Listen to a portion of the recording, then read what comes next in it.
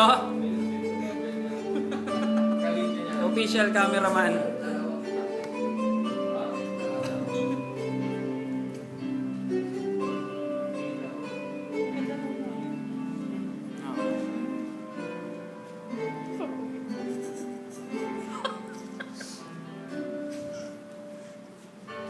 Sa buhay natin, mayroong isang mamahalin.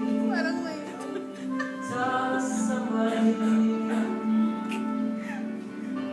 sa buhay Yan o, patay.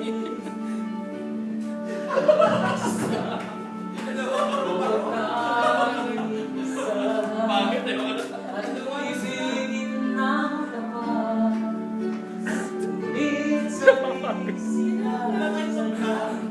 pagkakataon, para bang nilang naunang panahon, may isang makikilala sa unang pagkikita. May tunay na pag-ibig na nagdaan.